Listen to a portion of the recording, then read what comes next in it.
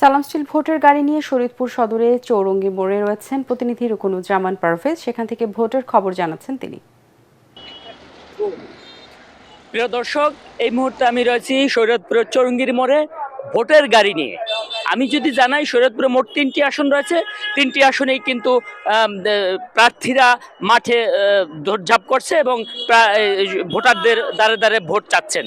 আমি যদি জানি যে এখন কিন্তু পোস্টার এবং ফেস্টুন, পোস্টার যদিও অনেকে লিফলেট বিতরণ করা হচ্ছে বিভিন্ন বাড়ি বাড়ি গিয়ে, এবং পাশাপাশি বিভিন্ন স্থানে ফেস্টুন লাগানো হয়েছে এবং ফেস্টুন দিয়ে কিন্তু মানুষকে জানান দিচ্ছে যে তারা নির্বাচনে অংশগ্রহণ করছে। শরীয়তপুরে এখন সরগরম এবং ভোটের মাঠে তারা ভোট প্রার্থনা করছে এবং তারা বাড়ি বাড়ি যাচ্ছে এবং লিফলেট বিতরণ করছে।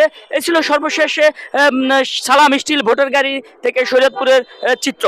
ভূমিকম্প সহনীয় মোস্ট ডিউরেবল দেশের প্রথম থার্মেক্স রড সালাম স্টিল। সালাম স্টিল বোঝে ডিউরেবিলিটি। সালাম স্টিল মোস্ট ডিউরেবল স্টিল। সালাম স্টিল ভোটের গাড়ি নিয়ে নীলফামারী সদর 2 আসনে আছেন আবু সাইদ অপু। তিনি জানাচ্ছেন সেখানকার নির্বাচনী হালচাল।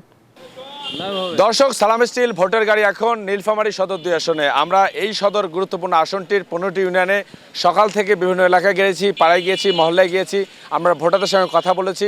তারা আমাদেরকে জানিয়েছেন যে তারা এমন একজন যোগ্য প্রার্থীকে নির্বাচিত করে সংসদে পাঠাতে চান যারা এলাকার উন্নয়নে কাজ করতে পারবেন। আরেকটি বিষয় আপনাকে জানিয়ে রাখি যে নির্বাচন কমিশনের পক্ষ থেকে যখন থেকে প্রতীক বরাদ্দ আসলে দেওয়া হয় এবং প্রতীক বরাদ্দের পর নির্বাচনী প্রচার যখন শুরু হয়, তখন থেকে কিন্তু প্রার্থীরা আসলে বসে নেই। তারা নির্ঘুম সময় পার করছেন, ভোটারদের দ্বারে দ্বারে যাচ্ছেন, নানা উন্নয়নের প্রতিশ্রুতি দিচ্ছেন, ভোটাররাও সেটি শুনছেন। তবে ভোটারদের আলোচনা একটাই, যে যাই প্রতিশ্রুতি দেখ না কেন, যারা এলাকার উন্নয়ন করতে পারবেন, যারা আসলে দুর্নীতি রোধ করতে পারবেন, মাদকমুক্ত সমাজ গঠন করতে পারবেন, বেকারত্ব দূরীকরণের ক্ষেত্রে কাজ করতে পারবেন, সেই সব প্রার্থীর পক্ষে তারা রায় দেবেন এবং তাদেরকেই নির্বাচিত করে 12ই যে ফেব্রুয়ারি নির্বাচিত অনুষ্ঠিত হবে সেই নির্বাচনে জয় করে তাকে সংসদে পাঠাবেন জনপ্রতিনিধি করে। তো এই ছিল নীলফামারী সদর 2 আসন থেকে ভোটের গাড়ির সর্বশেষ খবর।